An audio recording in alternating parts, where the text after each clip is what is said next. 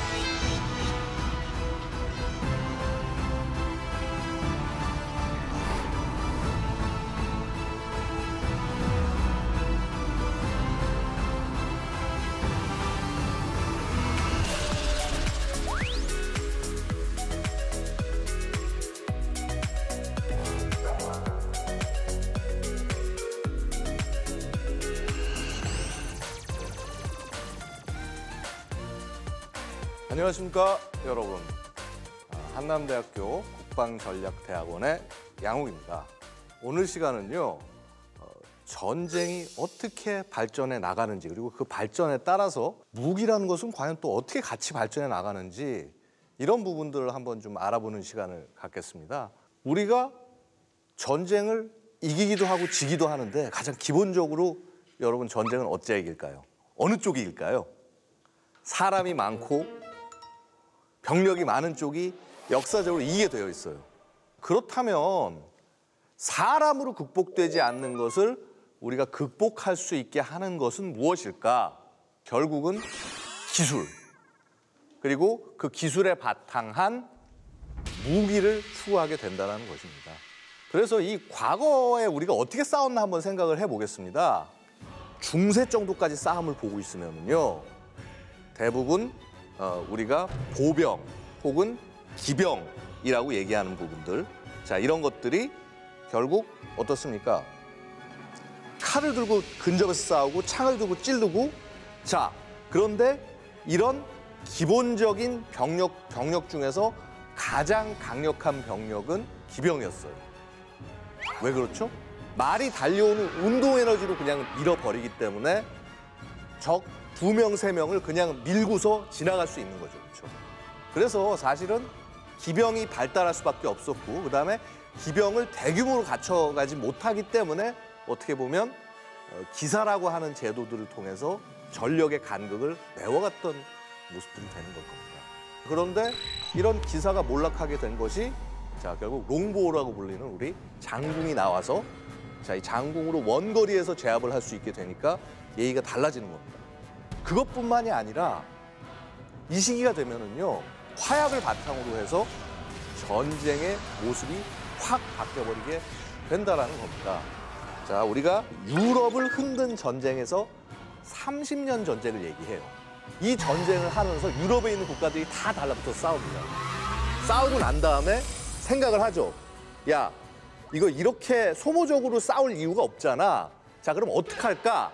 라고 얘기를 하면서 주권이라는 개념이 나오게 되고, 자, 그다음에 이 주권을 바탕을 해서 각 국가들을 존중하고, 이 주권을 가진 국가, 즉 국민, 영토, 주권으로 구성된 민족 국가, 네이션 스테이츠라고 하는 것을 개념이 정립이 되는 거예요. 자, 우리 민족 국가가 생겨났다고 해서 이 민족 국가가 국민의 것입니까? 아니죠. 왕의 것이에요. 주권은 왕이 가지고 있어요. 그렇죠? 자, 근데 이걸 뒤집어 엎었던 사건, 바로 프랑스 시민혁명, 혹은 영국에서는 명예혁명이라는 것들을 통해서 의회가 왕을 견제할 수 있고 왕이 형해화되는 그런 모습들이 등장하고. 자, 우리 무기 얘기하는데 갑자기 왜 이런 정치적 얘기를 하느냐. 왜냐하면 그러한 인식의 변화가 경제의 변화, 사회의 변화, 기술의 변화를 이뤄내고요. 이러한 행동들을 통해서, 자, 슬슬 군대와 무기를 키워내는 그런 모습들이 이루어지기 시작한다는 것이죠. 그래서 가장 대표적인 어떤 군대 전문화의 모습들 중에 하나가 어떤 것이냐 하면은요, 상비군의 등장이 되겠습니다. 자, 대표적으로 이런 상비군의 어떤 그 활약이 두드러졌던 나라가 어디였을까요? 프랑스였죠, 그렇죠? 나폴레옹 전쟁 시기의 프랑스.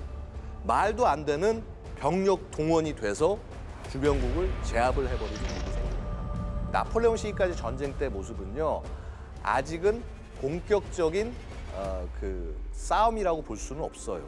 자, 그냥 서로 맞춰진 마치 약속 대련처럼 전형적인 상태로 전쟁을 일으킵니다. 이 시기의 대표적인 무기는 화승총, 우리가 머스킷이라고 하는, 자, 머스킷과 그다음에 대포예요, 그렇죠? 그렇다면 서로 어떻게 싸우냐면요, 서로 눈에서 뻔히 보이는 거리까지 다가가고 난 다음에 그다음에 서로 거총을 하고 총을 쏘는 거죠. 결국은 얼만큼 많은 병력을 동원할 수 있냐, 얼만큼 많은 장비를 가지고 올 수 있냐, 결국 많이 가진 자만이 이길 수밖에 없는 그런 여전히 구시대적인 전쟁의 형태였다는 거죠. 그런데 이 1세대 전쟁이라고 하는 것이 그래도 갖는 가치가 하나 있었어요. 뭐냐 하면은 전술이라고 하는 것, 그리고 군대 조직이라고 하는 것이 왜 필요하고 어떻게 갖춰나가야 되는지에 대해서 사람들이 많은 생각을 하게 된 거예요. 그렇죠? 그리고 느낀 거죠. 우리에게 필요한 것은 좀 더 연발이 잘 되고 잘 쏠 수 있는 총, 멀리 나갈 수 있는 포, 이런 것이 필요하다라는 것을 깨닫게 됩니다. 자, 그래서요, 다음 세대로 전쟁을 준비하면서 수많은 무기들이 등장합니다. 가장 대표적인 것이요, 탄피식, 그리고 후장식 소총이 됩니다. 즉, 보병의 전투 능력이 확 올라갔어요. 그렇죠? 자, 근데 거기서 끝난 게 아니야. 기관총이라는 것이 나왔어요, 드디어. 최초에 등장한 게틀링 기관총, 이건 손으로 돌려서 발사하는 기관총이었죠, 그렇죠? 이 게틀링 기관총 같은 경우는요, 분당 400발이 나갑니다. 그 다음에 이 1차 세계대전 당시에 뭐 러시아, 독일, 뭐 미국, 영국 할 것 없이 모든 군대가 사용했던 맥심이라는 기관총이 있습니다. 이 기관총 같은 경우에는 분당 600발을 발사했어요. 즉, 기관총 하나가 중대급 이상의 능력을 갖게 된다는 뜻이 됩니다. 자, 그 다음에 포는 더 좋은 게 뭐냐면, 솔직히 소총은 탄환이 조그마니까 이 안에다가 뭐 폭탄 같은 걸 못 집어넣잖아요, 그렇죠? 조그만 소총탄 안에다가. 포는 어떻습니까? 이렇게 크죠? 이 안에 내가 원하는 폭약이라든가 성격의 것을 집어넣는 걸 만들 수가 있다는 거예요, 그렇죠? 자, 그래서 드디어 이 안에서 빵 터지는 이 폭발탄까지도 같이 집어넣고 쏠 수가 있게 되는 겁니다. 강선을 따라서. 이렇게 되다 보니까 사거리가 이제 10km, 뭐 7km, 8km, 10km 막 이렇게 넘는 포들이 등장을 해요. 무슨 의미죠? 자, 이제 지휘관이 보지 못하는 거리까지 쏘는 포가 등장한다는 얘기가 됩니다. 자, 그래서 정찰을 위해서 사용하게 된 굉장히 중요한 수단이 바로 항공기입니다. 즉, 포가 어디에 떨어진지 확인을 하기 위해서 항공기를 처음에 쓰게 된다는 거예요. 그 다음에 자, 이 항공기에서 관측을 했어. 아, 포탄이 잘 떨어집니다. 혹은 여기가 아니라 딴 데 떨어지고 있습니다. 보정을 해줘야 될 거 아니에요, 그렇죠? 자, 근데 그 보정을 누가 해주죠? 어떻게 해주죠? 결국은 통신이 발달해야지 할 수가 있는 거예요. 근데 이미 이 시기에 무선 통신이라는 것이 등장하기 시작을 합니다. 그렇게 되니까 이제 지휘관이 의도했던 내용들을 지상에 전달을 해줄 수 있게까지 발전을 해 나간다는 것이죠, 그렇죠? 그런데 이런 이 다음 세대의 전쟁에서 가장 큰 문제는 뭐냐면요, 우리가 2세대 전쟁이라고 부르는 이 전쟁의 가장 대표적인 전쟁의 모습은 여러분들 생각하시는 바로 그거 맞습니다. 1차 세계대전이에요. 1차 세계대전 기간이 언제죠? 1914년서부터 1918년까지입니다. 그렇죠? 이때가 되면은 대량 생산에 의해서 엄청나게 많은 어떤 병력과 장비와 물자가 요구가 되는데, 이러한 병력과 장비와 물자를 나누는 수단은 기차였던 겁니다. 철도였던 거예요. 즉, 그 말은 뭐냐면은 철도가 닿아 있는 곳까지부터 전선이 시작이 된다는 겁니다. 그래서 1차 세계대전 때 그 말도 안 되는 넓은 전선이 유지가 되고 싸움이 될 수 있었던 것도 결국 거기까지 철도가 와서 그 철도를 통해서 물량과 병력이 공급이 됐었기 때문에 싸움이 된다는 겁니다. 그런데 어떻죠? 문제는 이 전선의 수 킬로미터에 걸쳐 있는 이 곳을 돌파해 나갈 수 있는 수단이 없는 겁니다. 이것을 극복하기 위해서 영국이 꺼내 들었던 비장의 카드, 전차입니다. 그렇죠? 당시에 전차라고 하는 것은 굉장한 혁신의 수단이긴 했지만 전쟁의 흐름을 바꿀 수는 없었습니다. 자, 왜냐하면 전차가 처음 나왔을 때 너무나 당황했어요. 독일군이 너무 당황해서 저것은 뭐지 하면서 저걸 대항하기 위해서 일개 사단이 전차 3대, 4대를 막기 위해서 기동을 하는 일이 펼쳐집니다. 자, 그래서 소위 1차 세계대전으로 대변되는 2세대 전쟁의 가장 대표적인 특징이라고 말씀드리면요. 자, 아까 우리 1세대 전쟁 때는 어떤 걸 말씀드렸죠? 인력전이라는 걸 말씀드렸죠. 그렇죠? 2세대부터는 화력전입니다. 즉, 자, 소화기, 야포의 정확성, 살상력 이런 것들로 확 싸움이 바뀌게 됩니다. 단, 기동은 제한이 됩니다. 아직 기동전으로 이루지는 못합니다. 즉, 철도망이라든가 운하 이런 것들을 통해서 물자와 병력을 대부분 나누지만 막상 전투원들끼리 싸우는 전장에서의 기동력은 심하게 제한이 되더라. 그리고 이 화력을 최대한 끌어내기 위해서 항공 정찰이라든가 제병 협동, 즉 포병과 보병이 서로 이렇게 이 조절을 해 나가면서 싸워내는 이러한 공조들이 굉장히 중시가 되고, 그리고 소위 그래서 전술이라는 개념의 작전술이라는 개념들이 굉장히 중요해지기 시작하더라는 거죠. 자, 그다음에 산업혁명의 특징을 반영을 해서 총력전의 형태가 돼요. 즉, 대량 생산과 대량 살상이 가능한 시기를 바꿔버립니다. 즉, 그렇다고 한다면 정부가 해야 되는 것은 얼만큼 동원을 하느냐, 즉 병력을 징집해서 전방으로 보내고 세금을 걷어서 무기를 만드느냐, 그다음에 회사들을 잘 독려해서 무기를 만들게 할 거냐라는 그런 방향으로 바뀌게 됩니다. 자, 1차 세계대전이 이렇게 끝나고 난 다음에 우리가 생각을 했죠. 이제 세계는 평화가 찾아올 거야 라고 생각을 했습니다. 패전국이었던 독일은 히틀러라는 독특한 지도자가 등장을 하면서 굉장히 이상한 나라로 바뀌어갑니다. 그리고 세계 대공황의 어려움을 극복하기 위해서 미국은 뭘 했죠? 뉴딜을 했죠, 그렇죠? 이건 뉴딜을 해서 민간 산업을 일으키고 정부가 공사를 일으켜서 산업을 주도시켰는데 독일은 뭘 했냐면 전차와 전투기를 찍어냅니다.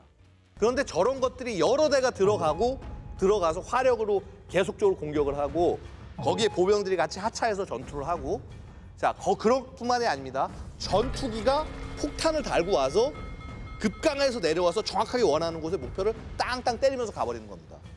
즉, 항공기와 전차가 같이 움직여서 뚫고 나가니까 얘를 막을 수 있는 전선이 거의 없는 거예요. 막기가 어려워지는 겁니다. 이런 능력을 바탕으로 해서 곧바로 적국의 수도까지 치고 들어갈 수 있는 그런 소위 얘기하는 전격전이라는 역량을 갖게 된다는 거죠.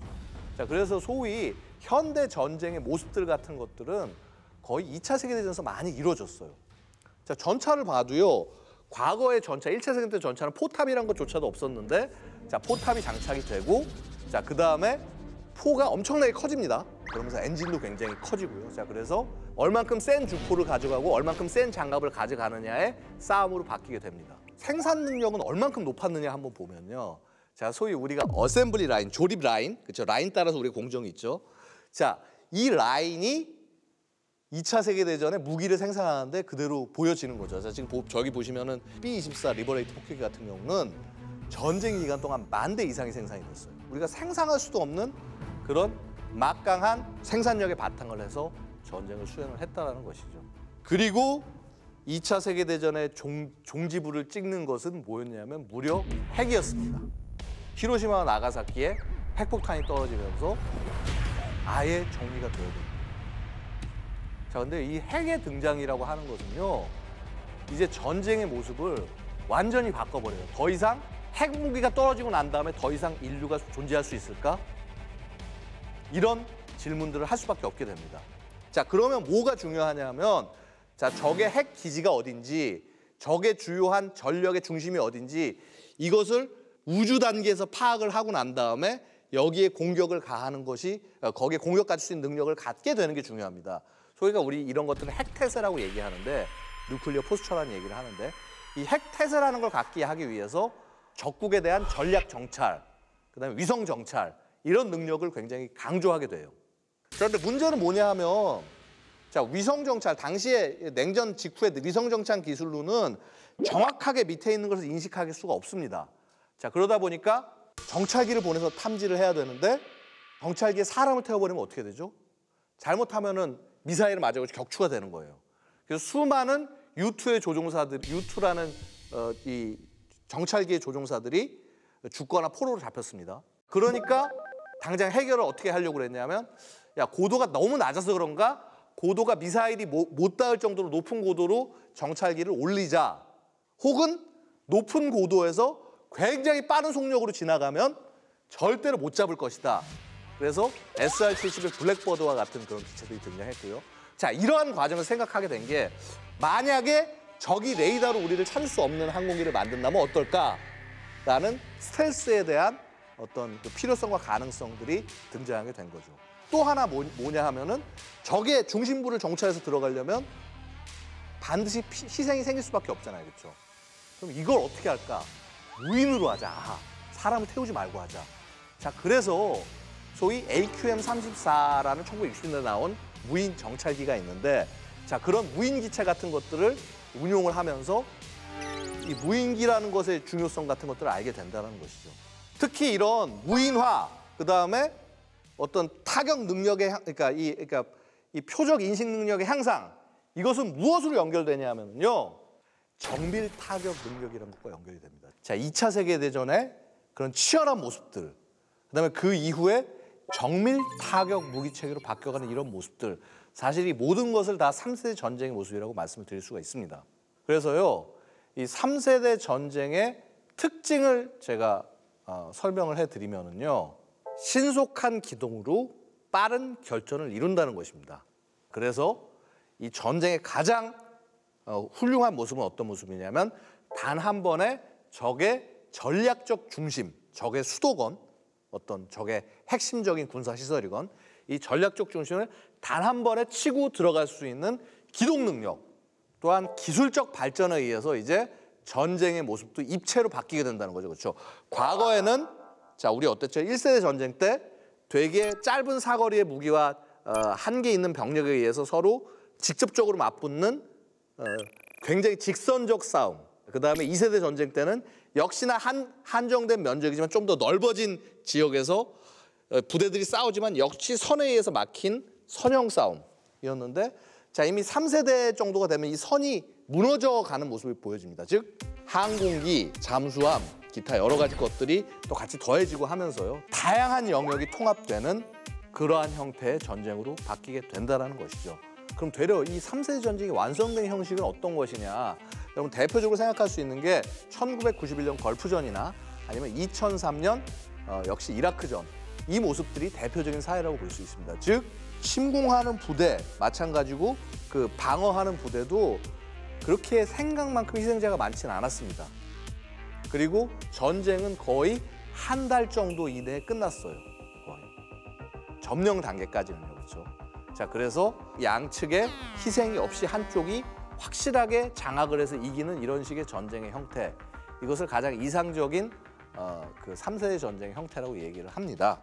그리고 그런 이상적인 형태를 이루기 위해서 지금도 우리가 4차 산업혁명이라든가 이런 것들을 자꾸 강조하고 얘기하는 것도요, 자, 그런 3차 산업혁명 때의 정보화 혁명, 그다음에 기타 지금 현재 4차에서 얘기되는 IoT, 무인 기술, 이런 것들을 묶어내서 어떻게 하면 최소의 비용과 최소의 희생으로 빨리 전쟁을 이기게 만드냐, 그런 무기 체계를 만들어 갈 것이냐, 그런 것을 연구하고 있다는 것이죠. 보시다시피 인류의 싸움이 계속 바뀌어 왔습니다. 바뀌어 왔는데 이 바뀌어온 모습을 보면요, 굉장히 재밌는 부분을 우리가 알 수 있습니다. 즉, 분명히 싸움의 양상이 크게 바뀌는 것은 무기에 의해서 바뀝니다. 그렇죠? 새로운 무기 체계 등장. 근데 그런 무기 체계가 등장하려면 어떻게 등장하죠? 신기술이 나와야 돼요. 그렇죠? 그러니까 우리 화약혁명이 나왔죠. 그렇죠? 아니면 산업혁명 같은 걸 통해서 양산체계가 만들어졌죠. 자, 이런 식으로 외부의 기술적 발전이 있어야 됩니다. 즉, 외부의 기술적 충격에 의해서 시작이 됐던 혁명적 변화는요, 어떻게 바뀐다? 자, 그런 충격을 갖고 무기가 등장을 했어요. 그런데 자, 어떻습니까? 신무기가 등장했다고 얘가 무조건 쓰이나요? 아니죠. 전차 사례 말씀드렸죠. 1차 세계대전 때 어땠다고요? 분명히 전차가 와서 충격을 주고 했지만은 어떻게 써먹을지 몰랐던 겁니다. 교리가 없었어요. 조직이 없었어요.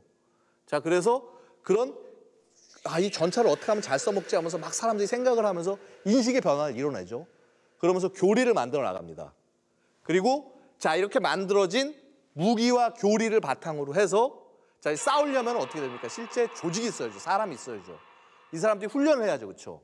그래서 조직을 만들고 훈련을 시켜서 이걸 이룰 수 있을 때 진정하게 군사적인 변화가 일어나더라 라는 그런 모습입니다. 그리고 그러한 흐름의 과정을 우리는 군사 변환이라고 부릅니다. 그리고 물론 여기서 실제 운용을 해서 생겼던 문제점 같은 것들은 다 피드백이 됩니다. 조직에서 움직였을 때 문제점은 교리로 피드백이 되거나 무기로 피드백이 되고 마찬가지죠. 그렇죠?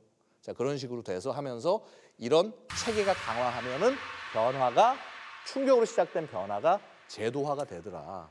이런 것이 인류의 무기체계 발전의 역사라고 말씀을 드릴 수가 있습니다. 자, 여러분들 어떠셨나요? 자, 무기체계가 어떻게 발전하고 성장해 나가는지, 그 다음에 사람이 어떻게 기여하고 조직이 어떻게 기여하고 군이 어떻게 기여해야 되는지 이해하셨나요? 여러분들은 바로 이러한 순환의 고리에서 굉장히 중요한 요소가 됩니다. 즉, 이 수많은 무기체계를 실제 움직이고 그리고 그것을 이뤄내는 사람들이 바로 여러분이기 때문입니다. 여러분들의 이 충실한 군생활을 응원하면서 강의를 마치도록 하겠습니다. 자, 지금까지 양옥이었습니다. 감사합니다.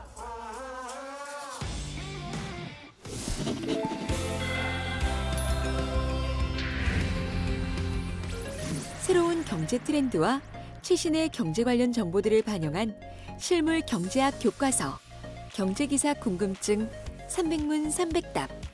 다양한 경제기사들을 통해 경제 흐름을 파악할 수 있으며 어느 분야가 내게 기회이고 리스크인지 분간할 수 있도록 도와줍니다. 경제 흐름을 읽고 안목을 기르는 실질적인 방법을 제공하는 책, 경제기사 궁금증 300문 300답입니다. 자신의 분야에서 최정상에 오른 사람들을 부르는 말, 거인이라는 의미의 타이탄. 1만 시간의 법칙을 깬 타이탄의 61가지 전략, 타이탄의 도구들. 세계적인 석학과 작가, 최고의 창업가 등 최정상에 오른 200명들이 직접 밝힌 독창적인 성공 노하우를 전달합니다. 유일한 성공 법칙은 이것이다.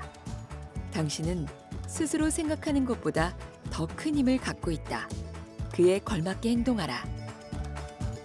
목표를 향한 지혜로운 길라잡이, 타이탄의 도구들입니다.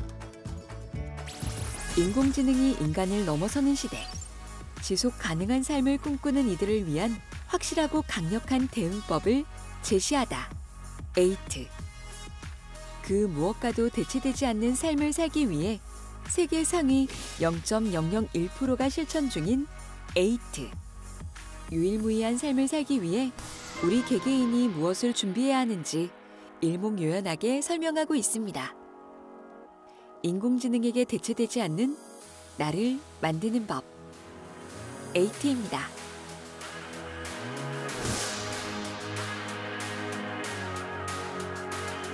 이 차 세계대전 초기만 하더라도 폭격기로 다리 하나 끌으려면 한 달을 공격해야 됩니다. 왜? 폭탄의 정확성이 안 나오니까. 그런데 지금 어떻게 됐죠? 전투기 한 대가 폭탄을 여러 개 달고 딱 간 다음에 그 폭탄 하나로 다리를 하나씩 부술 수가 있어요. 그래서 예를 들어서 4개를 달고 갔다, 그럼 다리를 4개를 부술 수가 있어요. 어떻게 가능하죠, 그게?